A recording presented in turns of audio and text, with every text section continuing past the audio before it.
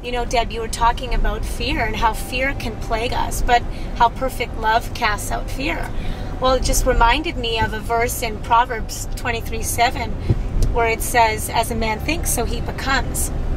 You know, when I was living in San Diego, and I think you'll remember this, I was standing in my kitchen just doing my dishes where God talks to me in my daily activities. Most clearly is when I hear him anyways. And I'll never forget when he just spoke his rhema word to me. This is in his logos, in his scriptures, but it was so clear. It was a clear word. He said, I want you to take every thought captive to the obedience of Christ. And it was at that moment where I realized, oh my goodness, there are thoughts that I'm not taking captive and I'm allowing to just kind of be rooted and seated. And I'm actually nurturing these thoughts that are not of God. They're of the enemy. And so I'll never forget, I just was going throughout the day, and there were daily times where I was going throughout just saying, God, show me what thought is not of you. God, reveal to me how I can live, because taking our thoughts captive is the most important thing. It's the battlefield of the mind. So many of us have heard this, but the battle really is in the mind. When we think certain things, it completely affects our daily life. It affects how we view people. It affects how we view things. It affects how we view circumstances, and it actually manifests itself within them.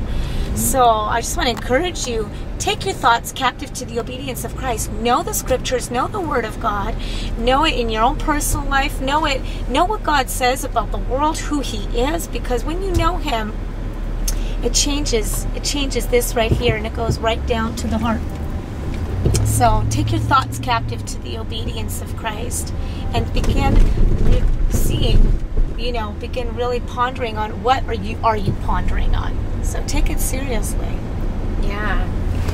What are you allowing to dictate who you are and what your day looks like?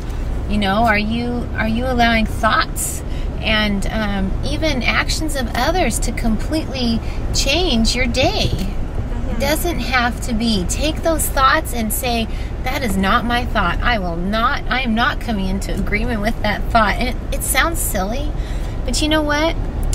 You have been given the mind of Christ. Your thoughts, you do not have to be stuck on dwelling on those thoughts and making them dictate who you are or what your day is going to look like. So just tell them to leave. Just say, that's not my thought. Well, we need to demolish the very things that set themselves up against the knowledge of God. So demolish them with the word of God. It's a two-edged sword. It cuts. So do it.